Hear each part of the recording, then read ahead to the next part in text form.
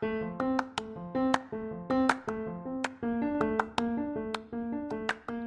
everyone, and welcome back to the Future is Bilingual podcast. My name is Heather. I'm very happy to be back at the podcast this week because I took a little break for the Polyglot Gathering.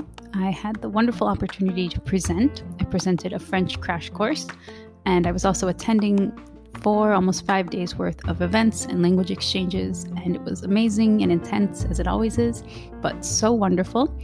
And I've only recently joined this community. I joined the Polyglot Conference for the first time last fall. This was my first Polyglot gathering, and it's amazing how you see the same faces, even though it's a really big number of attendees. You still have your friends and people that you see on different platforms and all over. So it's really lovely, especially for me as a huge extrovert, living through a pandemic with 2 small children.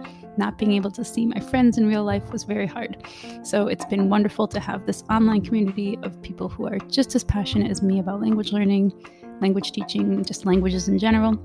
And I digress. It was wonderful. So shout out to everybody if you were there at the Polyglot Gathering or if you just supported me in any way on Instagram. And I just highly suggest if you're listening to this and you aren't part of the community, come find us. You can find us on Instagram, on Facebook, at these Polyglot gatherings that are happening now online due to the pandemic.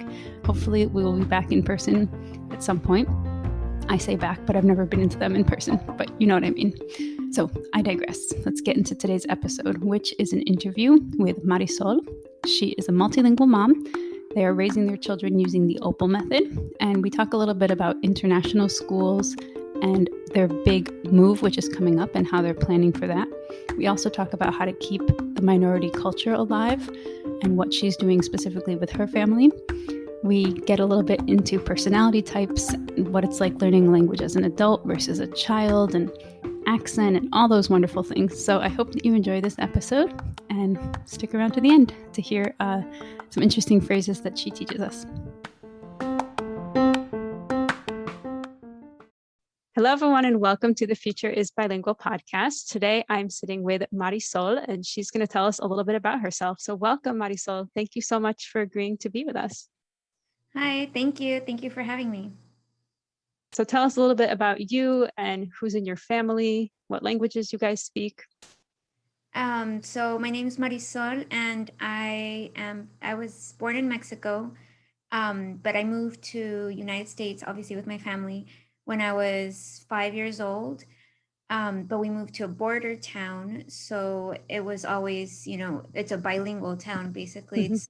There's Spanish and English, or like schools are in English, but the culture is very Spanish. But it's not totally like Mexico. It's kind of a mix of both. And now I got married to a German man, and he moved with me to Texas, and we went to university here in Texas. And now we have 2 daughters that are 8 and 6 years old. Wonderful. How did you meet your husband? Was he studying over here? Did you go over there? I was in high school and he was in high school too. And he did a year abroad. It's very common that they do like an exchange year. Mm-hmm. And they just choose the country, but they don't choose where they end up. And they sent him to the border town, which I find really funny. Wow. So he kind of learned English and Spanish when he did his year abroad here. And I met him while I was working at the bowling alley in Oh my gosh. town. Yeah. That's so funny. Yeah, that is really, I've heard about Germans doing a lot of exchanges. And even I did a little retreat in Costa Rica, and I was staying with a host family. And she said, we get so many Germans that stay with us. Like that was like her full-time job, was hosting students. And there's just so many Germans that travel to learn languages. And that's such an amazing way to learn languages. I think they really have the right idea there. And even young kids, like you were saying, high school students, I don't know how long was he abroad for the year? Yeah, he was here for the year, and he was 15 when he came. That's such a long time for a 15-year-old, but I think so too. But I mean, it was a very good experience. Yeah, no, I'm sure it is. I just think maybe culturally, some of our like American parents would not want to send their kid away for a full year. But there are shorter. Sounds like a lot. That sounds like a lot. But what a wonderful experience that is. And look what came out of it. You guys met, and now you have Yeah. 2 children. So what are the languages in your family? Who speaks what to whom? So when I was pregnant with my first daughter, we decided we hadn't really ever thought about it before, actually, like the language thing, because he and I always spoke English Mhm. since it's our common language.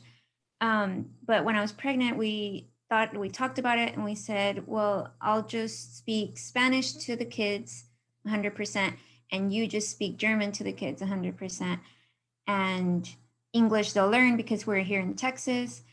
So that's what we did, and it worked out fine. It was a bit hard for me at the beginning just because I've I've spoken Spanish my whole life to my parents, but since I'm living in the US, it's my primary language. Like I feel most comfortable Mhm. speaking and expressing my emotions in English, although I can do it in Spanish. Um, but I got used to it quickly, and it actually helped me, improve my Spanish. Um, and now that they're 8 and 6, I still speak to them in Spanish, and I feel like I've kind of grown with them with the language. And my husband, Dirk, he speaks German to them, and that's worked out very well as well. With my first daughter, Amelie, she he and her spent a lot of time together because it was just one, so we, Mhm. split evenly. So I feel like she got more German than my other daughter. Um, but yeah, so when she was 16, no, 18 months, we Mhm. sent her to preschool so that she could start learning English, even though I was a stay-at-home mom, Mhm. that she should get some interaction with kids that spoke English. Um, and it was a 100% English school, and she picked up English really quickly. By 2, she was fine. She was speaking all 3 languages. It's so amazing how they do that. If you just have the right environment, and if there's a need, like she needed English at school, they'll Mm-hmm. learn it. It's my daughter, because of the pandemic, didn't really speak much English. She, Yeah. like I was telling you, she's around 2 now. Normally we would have seen my family, but we didn't for an entire Mm-hmm. year. And it's amazing now that they're seeing my family. We've all been vaccinated and we're meeting outside because the weather's finally nice up in the north. It's just amazing. Like she picks it up so quick. She hears someone say a word once and it's like she can use it Yeah. a week later. And it's like, oh, you remember that word? So Yeah. it's amazing. I thought about that too. During the pandemic, when schools shut down in March of last year, I I think it was about May when I realized that my kids hadn't spoken English in like 2 months because it was just German and Spanish at home, and they were doing school online, but they're in an international school, and they're in the Spanish program. So Okay. they do Spanish like 80% of the time, and then only 20% English. So it's just a very, very small exposure to English that when we did see friends again in like FaceTime, I noticed they had a hard time again with the English. And I was like, oh, this is so weird. I hadn't realized that. Yeah, the effect that it could have. But I have heard a lot of people say how good it has been for home languages. And I'm sure you guys, just said the same thing, that just being immersed in those 2 home languages, or if there's 1 home language. But yeah, everything has a cost, right? So if they're completely Yeah, immersed in the home language, that means they're not immersed in the other ones. So I'm sure they exactly. can bounce back quickly. Yeah. And do you know any German? You said your husband knows a little Spanish. Yes, my husband, he's gotten very good at Spanish, especially because he's been living here in Texas now for 15, 16 years. Um, and he's with my family, and Right. he's kind of immersed in it too. Also me speaking with the kids, and I can speak German too, but just not as well as he can Spanish, just because I don't have as much exposure. Mhm. um, we did before pandemic times, we did used to go every year to Germany, and that helped a lot. I noticed after every trip, me and the kids all spoke more German. We just learned, being there helps a lot. But yeah, so I speak German okay. Mhm. Well, But I it's did hear that the EU is letting vaccinated American citizens travel this summer after July, was it? I'm not sure. I heard that too, but I don't know the exact date. I hope that's true. So hopefully you can get back to your trips abroad, because I think that is such an important part. If people are able, of course, to afford it financially and take the time off work and all the things that requires, that is such a wonderful method of helping everybody, for sure. Yeah, it's not easy. It's definitely not cheap, but it is a very, very good way of learning. And that's why I really like the programs that they have, in universities or like in high school. I don't know here in the United States if they have that as much, because I haven't heard about it as much as they do have it in Europe. But I studied abroad when I was in college, and I studied in Spain. It's really neat because the financial aid that you can get covers your time abroad. So I basically paid the same amount that I would have paid being here, because room and board and things that I was paying anyways at school with financial aid or loans or whatever. I think it's totally worth it. Yeah. No, study abroad is an amazing opportunity. I loved my study abroad that I did in France, and I think everyone should go at least for a little bit. Maybe not a semester, but you can at least do a few weeks. Summer. A summer. There's many opportunities. I know I volunteered as well for a few weeks. There's many ways to get abroad, and just it opens your eyes so much. I do have a question, because you mentioned your kids are in 80% Spanish and 20% English. How does your husband feel? Does he feel pressure to keep German just because it's not bolstered by the school and it's not bolstered in the community? So do you know how he feels? I know I'm asking you to speak on his behalf, but. Well, no, he really likes it, just because that means that they'll be better at speaking the language. So he likes, there's no option in this school for German. So, he'll just take it, but we also do Saturday German school. So they do he gets some help with the German. And the kids actually love it. We were kind of worried that they're going to school, 6 days a week seems kind of crazy. And that's why I put it off for so long, but they actually really like it. And there's a huge community that I didn't even know here in Houston of German speaking people. And they come, with the culture and everything. So it's really neat. Yesterday, that was their last day of the semester, and they did a little play with Sleeping Beauty. Oh. It was really cute, all the kids, they just do the play in German, and it was really nice. So I think for Dirk, it is harder to keep his language, alive in them, but that helped. And actually my younger daughter has a harder time with German, and I've seen this in a lot of families, that the younger one has a harder time, and I'm not sure why, but I think in our case, so my younger one wants to speak Spanish with everybody. Like, just she doesn't care about any other language really. She just speaks Spanish. Right now she's getting better at it. But it took her, so I put her in the same preschool as I put my other daughter, and I put her in 2 months younger. So she was 16 months. But she did not speak English fully until maybe 4 years old. So I think it's good to note also that the same methods could work differently for different kids. We were both kind of like, what happened to this kid? Because we thought, with the first one, it worked great, and we were so excited. And the second one came, and we're like, hey, it's not working, But Dirk also says, my husband, that it also is, when she was born, she had 2 people speaking Spanish to her at home and only 1 German. And with Amelie, our older one, it was one and one. Right. It makes a difference. And also in that preschool that we put her in so that she can learn English, her preschool teacher the assistant was actually from. So she would hear Annika speak Spanish, so the teacher would just speak Spanish to her. So kind of liked it, because it seemed like she was in a bilingual, class, but it did put back her English a lot, which I was okay with, because I'm like, we're in the United States, she will learn English, Right. She needs as much Spanish that we can put in there. So, but it was very interesting. It was different. Yeah. Yeah. And I think it is, even without the different circumstances, every kid is going to be different.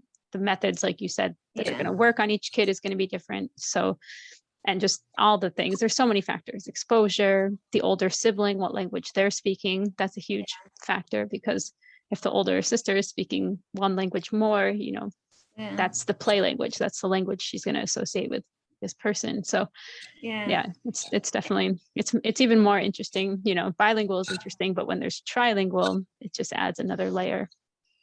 It's actually very interesting to me how that happened, because so they speak Spanish to each other, and I didn't do anything specific to make that happen. But I find that very interesting, because I know a lot of bilingual families, especially living here in the United States, have a hard time getting their kids to speak the minority language to each other. I'm not sure how that happened. We were very strict with the language separation. So like I never speak English to them, and my husband never speaks English to them.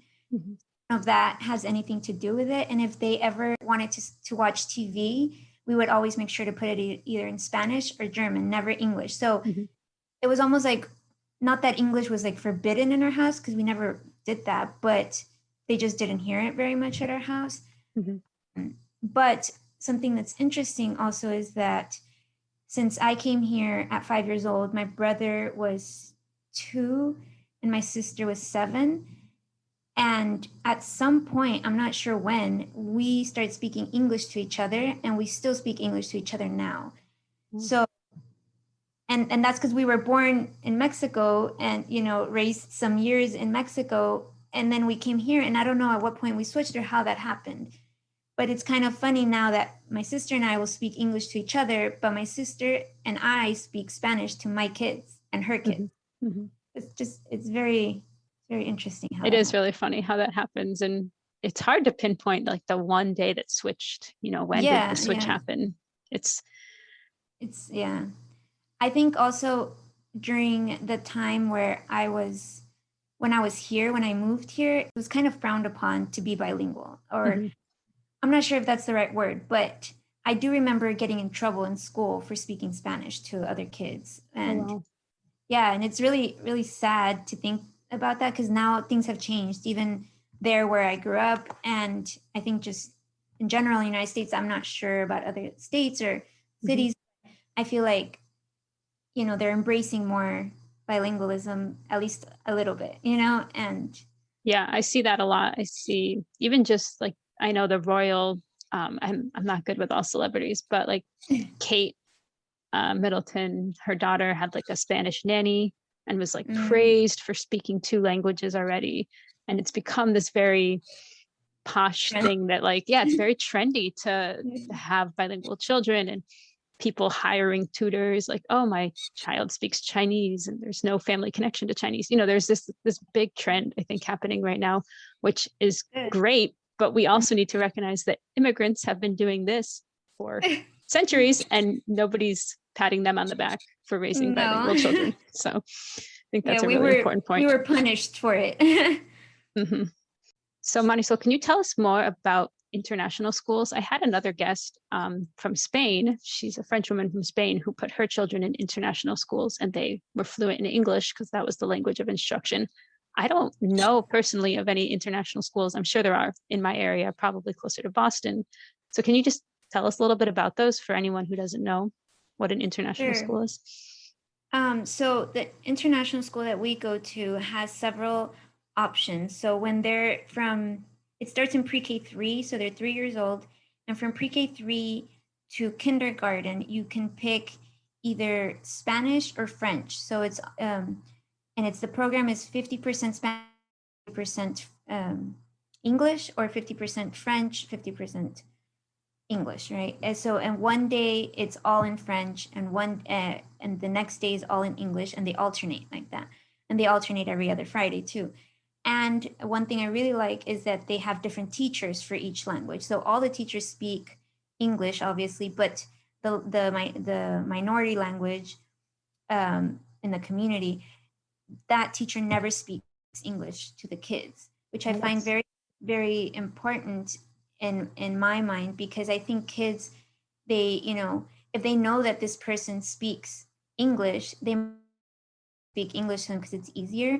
And they probably know, I mean, I don't know, they're 3 years old. So it's just easier for them if somebody's speaking to them in one language to just stick with that language, you know? And so I like that very much. I feel like it's helped a lot. That's very smart. It's a visual, because at that young age, they don't really get the concept that people can have multiple languages. Maybe so if this person in front of me, I know you speak this language. It's just easier to know that, to have the face. And it's really neat too, because they also have 2 different classrooms. So one classroom is French or Spanish and one classroom is English. So everything around them is all in that language. Oh, so they move the room, like they'll Yes, change. Oh, that's they so move. smart. One day they're in this room, one day they're in that room. Yeah. So they're doing time and place. They're really doing that method. Different days, different classrooms, different people. Yeah, and it's really, really nice. Like, my daughter, the younger one, she entered in pre-K 3, and I've seen some kids of her classmates that went in not knowing any Spanish, speak Spanish to these kids, and they have a conversation with me in Spanish. It's really, and their parents are at home only speak English to them, or English and another language, you know. So it's really efficient. And then when it gets to first grade, things change. They change it. I mean, you have to pick either your homeroom, which is 60% of the time is in one language. So you have to pick if you want homeroom to be in English, Spanish, or French. And that would be 60% of your day will be in that language. And the other 40% will be in the other language. So they call it second language. So for us, we've kind of tried out all the programs, because we were actually supposed to be moving to Geneva 2 years ago. So that's why we put them in this school. We were intending to put them in the school and do the French program. But then the move got canceled. So I was able to switch Anika, the younger one, back to Spanish program before they started the school in pre-K 3. But in kindergarten, it's harder. You know, there's less spots available. So she was not able to switch. And I was really nervous because she was going to do the French program. So 50% French, 50% English. And that was adding a 4th language now for no reason. And I just didn't really see it necessary, you know? Yeah. But she actually is my daughter that's better at languages than the others. So she actually did really, really well. The teachers were all super impressed that she picked it up and that she was doing really well with French. And they even asked me if for first grade the following year, if I wanted to do the 60% French. And I said no, because the plan was we were going to stay here in the United States. So I wanted, to have the 3 languages learned well rather than 4 kind of well, you know? Right. So I put her in the 60% Spanish class, and she did really well. She improved her Spanish. I mean, she was already doing well in Spanish, but she learned how to read and write, and it was very, very neat. But then the pandemic hit, and life changed, and now the plan is back on that we're moving to Geneva actually in about 2 months. Soon. Yeah, so we switched her back to the French program. My poor daughter, she's been in all the programs, but she does okay. But now this year, she started 2nd grade, and she's doing 60% English, and the L2 language is French. So 40% of her day is in French.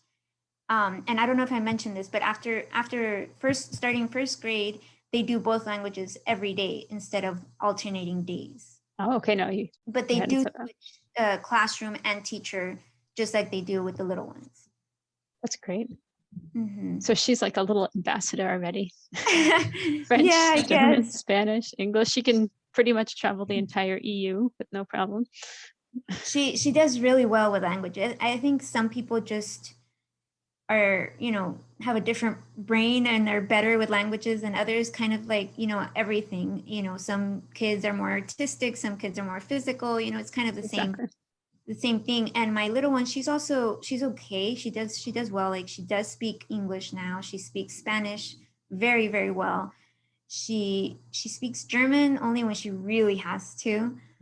She's also very, very shy. So I think it's more that than she's shy and perfectionist. So I think I know she knows it, but she doesn't want to say it because she doesn't want to say it wrong. Yeah. But There's definitely a personality type that plays into that, where they'd rather just get in all the input in their ear and then be able to produce a perfect sentence, and others that are willing to try even when it sounds like a mix of wrong conjugations and missing words. Yeah. And yeah, I actually think it's better for learning language if you just try, even if you say it all wrong, because then people correct you, or I feel like that's just practice. It's better. But I also see Anika's point, where because I'm kind of like that, I don't like to speak the language if I know I'm saying it wrong. yeah, it's definitely a tough balance, and it's hard to change our children. They are the way they are. Yeah, exactly. You just have to go with it. So what are you doing to plan for the move other than switching your daughter's class so she knows more French? Are you guys doing anything to prepare? Yes, so I asked my younger daughter if we should switch her to French too. And I asked because I don't give her all, autonomy of decisions in her life, but I didn't want her to suffer through this, because then if you force a language, I feel like, I don't know, they end up resenting it, and she loved her teacher, she loved her classmates. So I was like, what, just stay there and be happy. But I had her enroll in some French classes after school, but it's just once a week, 30 minutes. So just she has an introduction to it, and she actually really, really likes it. She's super excited about learning French. I think it's maybe because it's more similar to Spanish than German, and she's more willing to learn French than German, which is kind of odd. But so she's doing that, and she's been doing that since last August. And Amelie, my older one, well, we switched her at school. So it's actually really cool that right now Amelie gets spoken to in every day in English, German, French, and Spanish every day, which I think that's amazing. We won't have that in Geneva. In Geneva, there are a lot of languages, but she won't be spoken to, and I think it's different when you're being spoken to or just listening, like the TV, or if you're listening to other people have a conversation. Right. If you're not expected to respond, it's a very different interaction. You can kind of turn your brain half off. It's very passive. Yeah. But if someone's expecting you to be paying attention, be able to respond, to participate in a discussion, it's a whole nother level. What is your plan for when you're in Geneva to maintain the Spanish? I don't know how available German is, because Geneva is the French-speaking part of Switzerland, but I know there is a Swiss German. It's different, however. So what's the plan for when you get there, to how to maintain these home languages? So 2 years ago, we spent 5 weeks there in Geneva, kind of getting a feel for it, because it's been kind of on the table if we're going to go or not go. And we were very surprised and excited that there's a lot of Spanish speakers there. So, and we were very shocked also that there's hardly any German speakers. Yeah. And then German that there is, we didn't understand, because it's Swiss German, and apparently it's very different. I didn't know that. So a lot of the times, like I spoke very little French at that point. But I understood. So when I wanted to reply, I asked them, do you speak French? Do you speak German, English, or Spanish? And like 90% of the time they would say Spanish. And I was so shocked about that. So that was neat. Wow. I had no idea that there were so many Spanish speakers in Geneva. It was kind of exciting. I guess there are a lot of immigrants from South America. There's some from Spain, Mexico. There's even in Geneva a little Mexican shop there where they make tortillas and beans and Mexican food. Yeah, so it's nice. So you feel right at home. Yeah. So the plan is, I don't have a very concrete plan, but I know that they'll be going there to public school.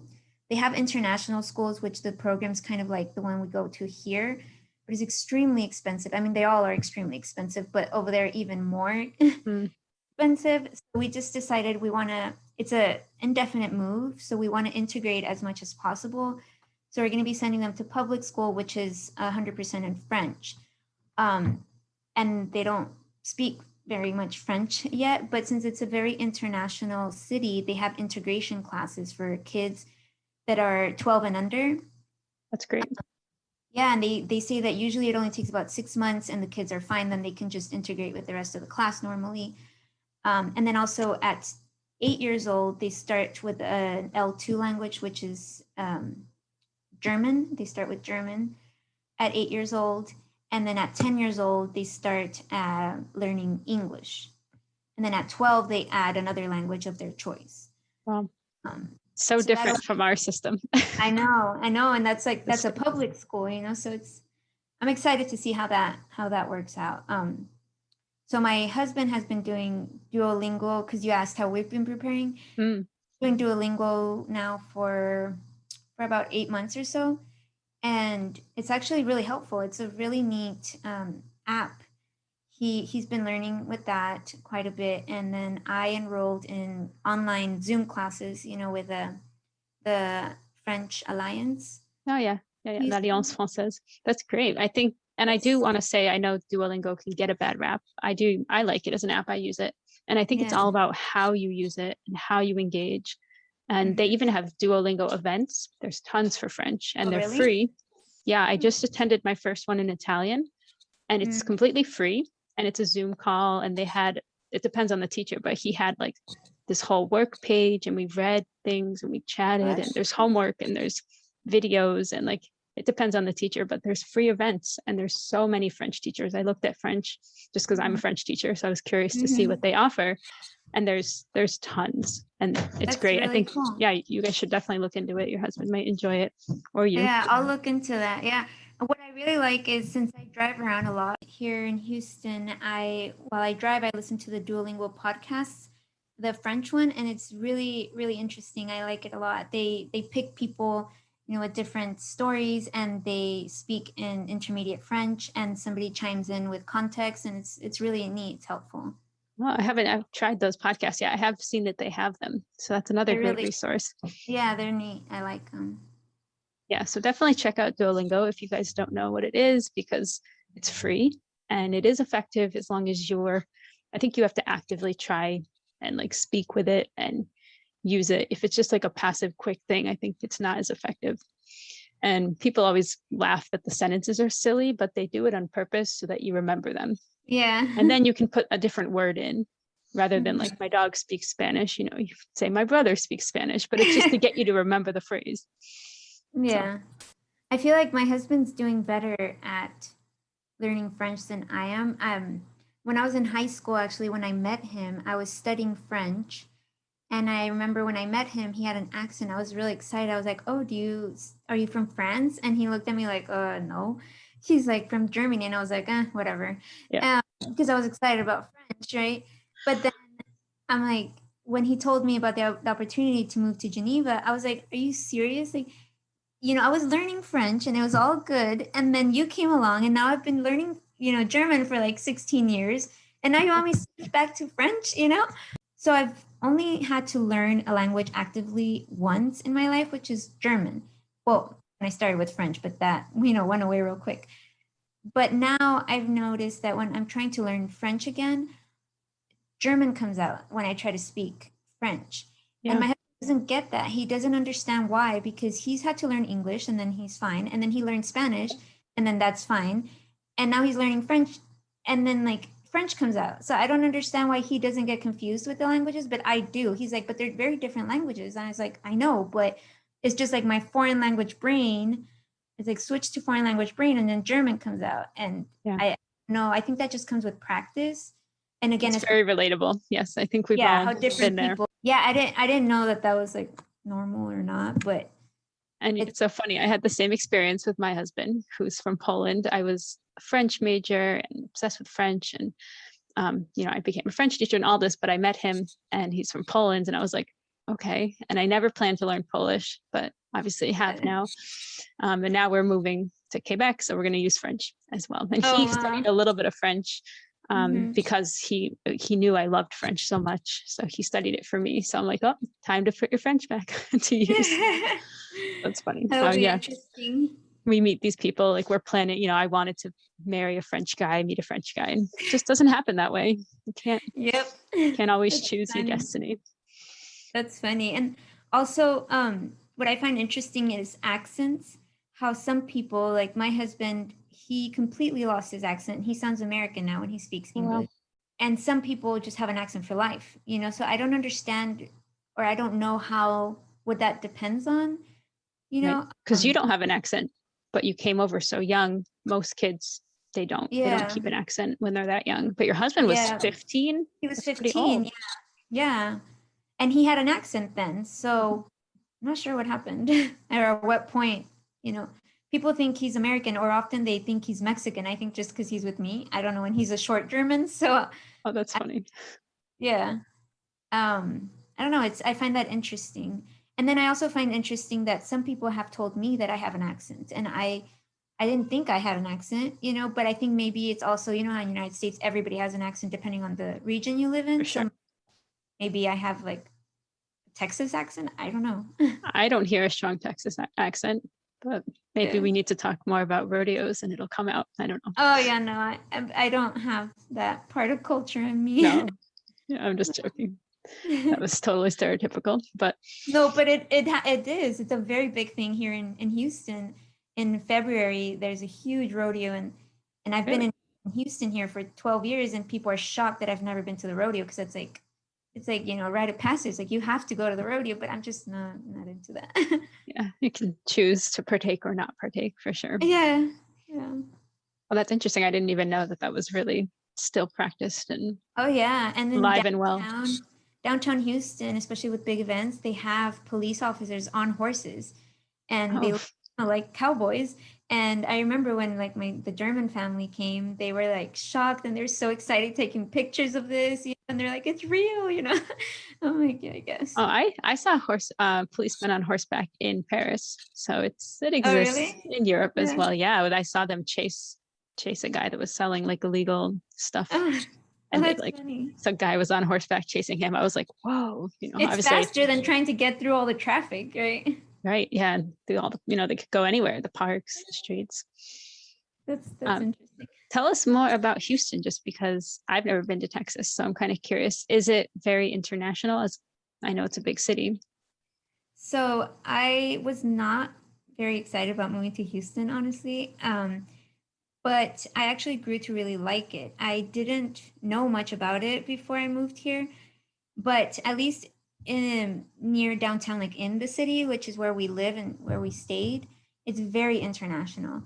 I was very surprised by that. So my our closest group of friends are really international. Like and we didn't do this on purpose, you know, there's one she's Mexican American, married to an Italian, and then another friend that's Indian, married to a Dominican Republic American, and then another one married to a Peruvian, and she's Indian. And so that's like our closest group of friends. So, and they're, you know, very international. That just kind of represents kind of this area, I guess. And the Mhm. public schools all are very international too. Like you don't have to go to the international school to get that experience. So I actually really like that. I don't know about the rest of Houston, like the outskirts. Right. I think those are probably not as diverse. But I'm not sure. Mhm. I do like it. There's a lot of cultural activities or events. You know, there are a lot of good museums, and they bring a lot of international expositions, and I like it. It's nice. Mhm. And then Geneva, we know, is, you know, in the center of Europe. You're going to be able to travel kind of all over. Nothing's too far compared to Texas. You guys are, Yeah. you know, I don't know exactly where Houston is. I'm trying to picture the map, but even just the US, you know, it's hours and days of Huge. travel, Yeah, and you're no. still in America, and, you know, we Yeah. speak English. So are you guys excited to be, We're you know, yeah. in Europe? Yeah, we're very excited about that. Yeah, I mean Texas is huge. You know, you can drive like to get to my parents, it's driving 5.5 hours and we're still in Texas. You Wow. know, it's actually kind of close.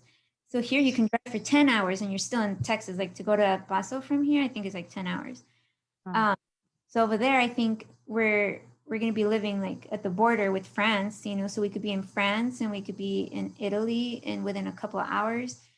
And so, yeah, we're very excited about that as long as, Corona lets us. Right. And at some point, I'm a bit worried about how that is going to develop, but I hope things get better. Mm-hmm. But yeah, I'm excited about that because I think that we would like to send like the kids to summer camps in Germany or in Spain, and that would be really neat. Yeah. And your husband's family must be excited to have you guys much closer, although your parents are probably sad about having you guys move across the ocean. Yeah, it is really sad because I'm really close to my family. But they're actually looking into maybe going and retiring in Spain. So that would be yeah, that'd be perfect. that'll happen. Yeah. That would be great. I'm actually curious because we're also moving international, not as far. Did you guys already find housing? Was it hard to find? Because you can't go there with COVID. And that's kind of like our struggle too. We're not that far. We're only 5-6 hours from where we're going, but we can't cross the border yet to like look at places. So how did you guys find a house? How did that go? Or an apartment or what? It's hard. The housing market in Geneva and Switzerland in general is it's kind of crazy. Like there's a new apartment or an empty apartment and there's like 300 applicants. And then you have to like kind of compete to get the apartment to rent, Wow. We got super lucky and one of my husband's coworkers was just vacating an apartment. And so they, gave us, a good word to the landlord and they accepted our application. So we've got, and I told to my husband, you know what, I don't care, even if it doesn't look amazing, just get it. And then we'll think about it after a year, Right. Lucky with that. And my husband's actually going next week to go sign the lease and get the keys and all of that. And then coming back to get us.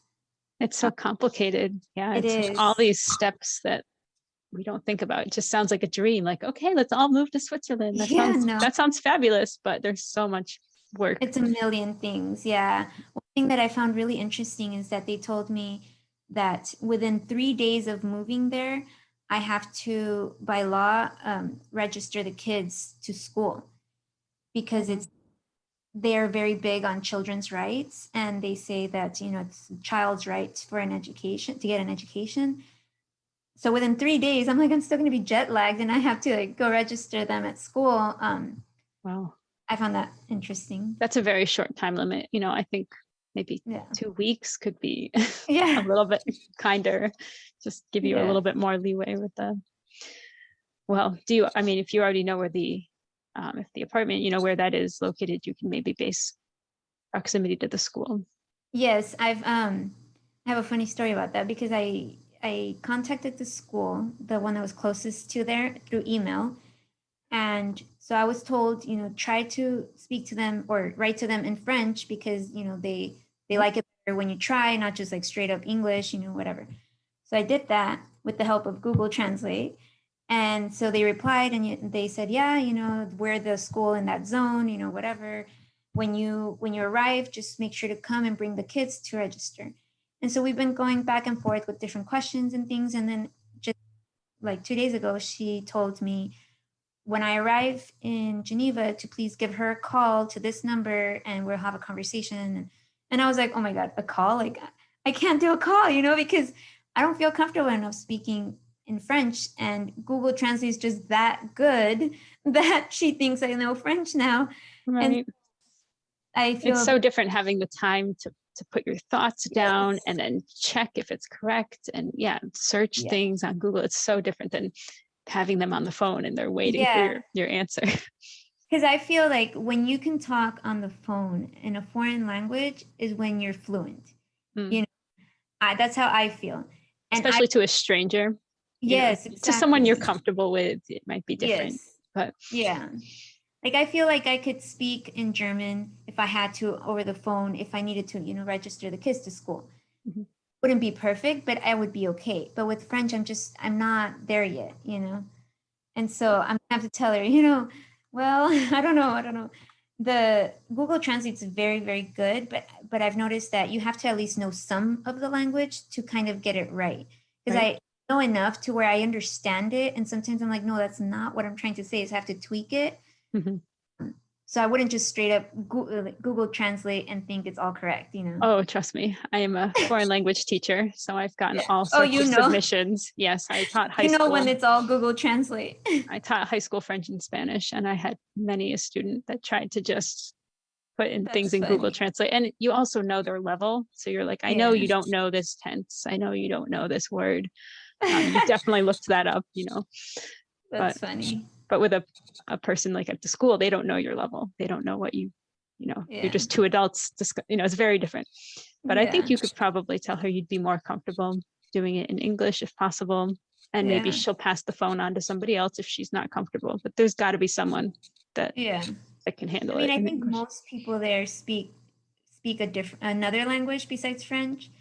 And so hopefully it'll be either Spanish, German, or Yeah. one Offer the three languages that you're comfortable Yeah. with. I'm sure they'll find someone. Yeah. And also what I found interesting when we were there is that when I would say, you know, do you speak German, English, or Spanish? And they didn't speak either of them. I had several times somebody tell me, well, I speak Italian. And so they would tell me in Italian and I would understand enough to where I would speak Spanish back and they would understand me, which was really funny. And then also with Portuguese, that would work too.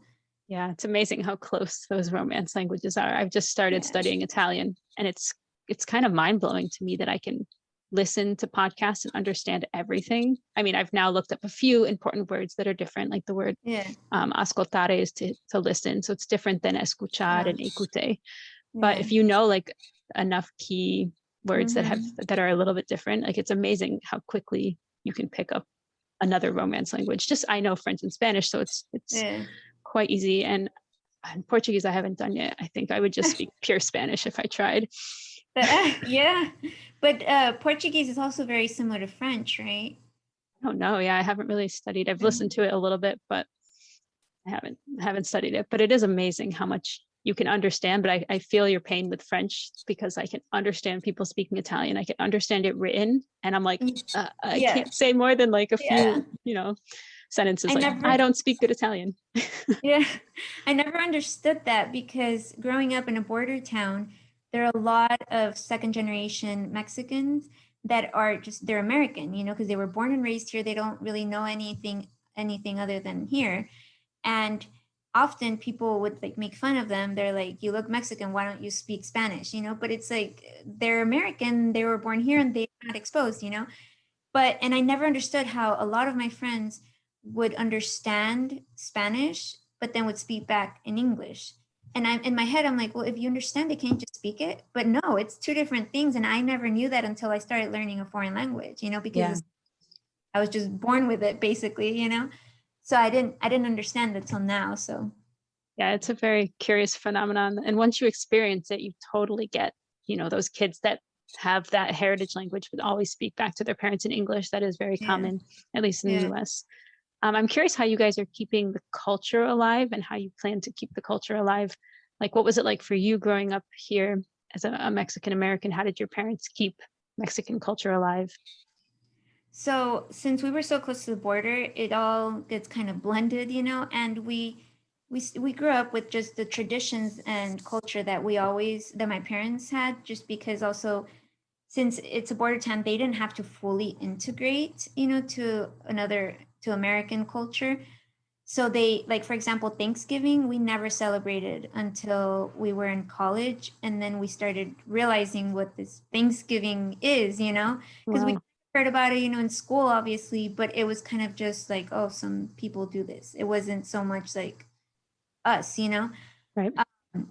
But so for us, I like to be very mindful of that and do realize that my kids have three different cultures that I want to keep alive. So we celebrate a bunch of different things. Like we celebrate some German holidays. We celebrate, you know, I actually started doing more things from Mexican culture that my parents lost along the way, like Dia de los Muertos, which is the Day of the Dead in November. My parents never put an altar or anything like that, you know, but I do, since when my kids are younger, since they were younger, we started making our own altar and we started putting, you know, our family members that have passed away. I taught them about the traditions after myself learning and reading about it. And they love it. Now every time, Halloween's near, coming up, they're like, oh, it's almost Dia de los Muertos too. And, they remind me. Mm-hmm. And also for the King's Day, Dia de los Reyes Magos, which is January 6th. In Mexico, they usually have, a big king's cake, and they cut it, and the baby's inside. Mm-hmm. And we always kind of did that also growing up, but it was mostly just, buy the thing at the bakery, and like, it's kind of, wasn't really sure why we did this or anything. And I, read about it and taught my kids about it. And now we make one every year, and they get really excited.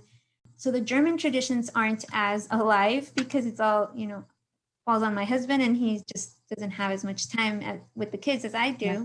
But some of them I've, helped out with, but I just can't keep up with all of them. Well, you guys also have a lot of holidays if you're mixing all three of their cultures. It's just exactly. Every couple of weeks there'd be another holiday to celebrate.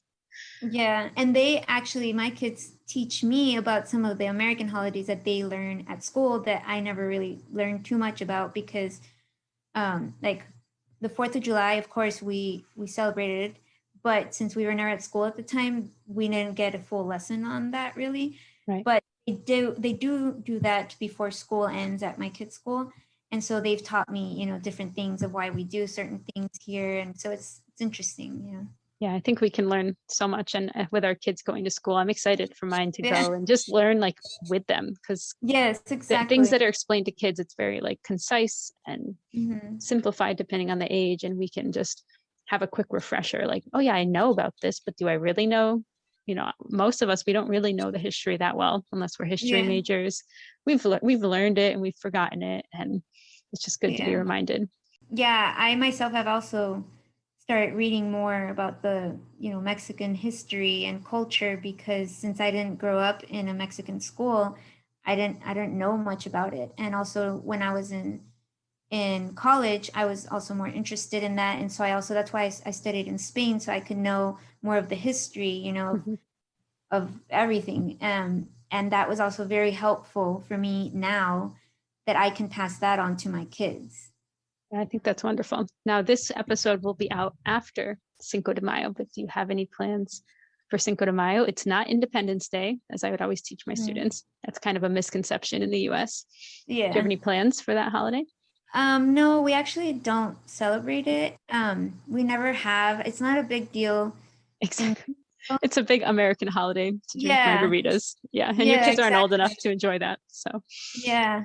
So I actually do more like for 16 de septiembre, which is Independence Day. We don't do like a huge thing or anything, because in Mexico they have huge parties, but here it's like just us. So, but we do talk about it more then, and then especially at school, because they're in the Spanish program, they do celebration, and they dress up with Mexican dresses and things. But that's great. Mayo, we don't really do much. At school, they do something, but they don't really call it Cinco de Mayo. It's just they celebrate, the Latin world, kind of. Okay. So not so much. It's just kind of all Spanish-speaking traditions or culture or whatever. Like that day, they get to dress up in something, like either something from Spain or from Mexico or from Colombia or anything Spanish-speaking. Nice. Yeah, so we don't do anything. No, I think that's a really good, and it's important to say, because I know whenever we would have Cinco de Mayo, we talk about it's not the Independence Day. I always have to teach my students, and we would talk about what it actually is. I think it's like there was a battle fought or something on that day, a battle won. So it's not what we think it is, what we've created it to be in the US. Yeah, it's La Batalla de Puebla. It's interesting. A lot of people don't know that. So I think it's good to put out on a podcast. I can't help. My teacher self just wants to teach people about this. Yeah.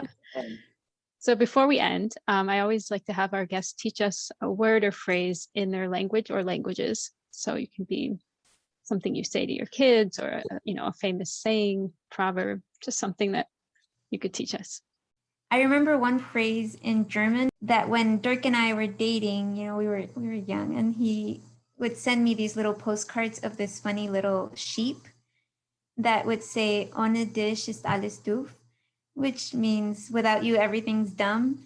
And it's cute because it had like little flowers and little, the sun or something. And it says, the sun is dumb, the flowers are dumb, because we were like long distance relationship. But that's for some reason, that's all I can think of right now. But I don't know if that's a good one.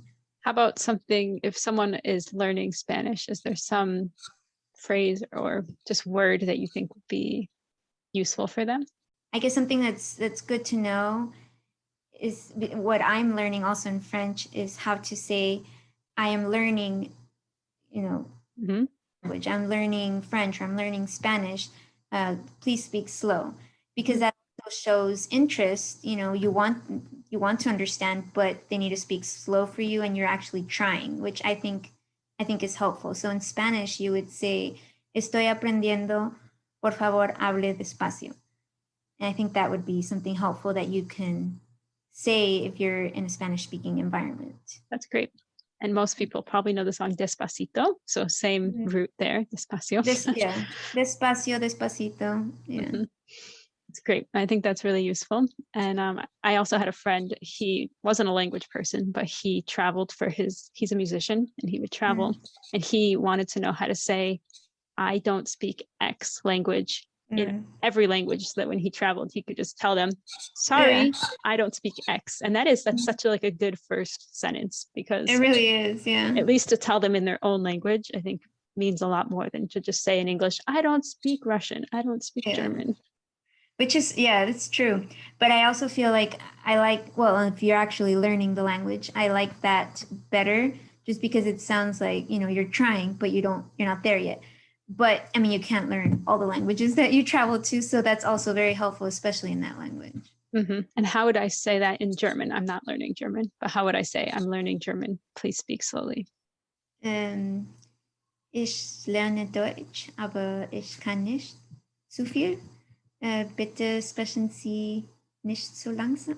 Langsamer. Sorry. No worries. That's great. My German's rusty with and invaded by the French. Oh, I'm sure. Yeah, you're spending more time focusing on French. Well, I wish you guys such a wonderful move, and I hope it goes smoothly, and that there's no issues with COVID, and that everything can just, you guys can settle in, register your daughters, and then relax. Hopefully. Thank you so much. Thank you so much for taking the time. A lot of luck with your move as well. Thank you. Yeah, no, we'll be in touch. I'll let you know how it's going, because we're doing the same thing, going to a French-speaking country. So it's a lot of work, right? Especially with little kids.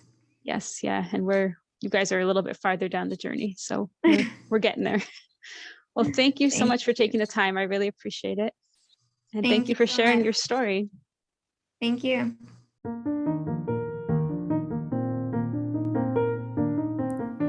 That's all for my discussion with Marisol, but I hope that you guys enjoyed listening as much as we enjoyed talking, and I hope that you took something out of our discussion that maybe you can go look into more, or just give you some food for thought. And I hope that along with me, you will wish Marisol and her entire family bon voyage and a wonderful and safe trip over to Geneva. I am so jealous. That sounds like such a wonderful place to be. And if you guys are enjoying this podcast, please remember that sharing it is wonderful and helps so much to spread the word, as well as leaving a rating and review is really great. And even just subscribing so that you don't miss any of the future episodes. I would really appreciate that. And as always, take care, stay well, and we'll catch you soon. Bye.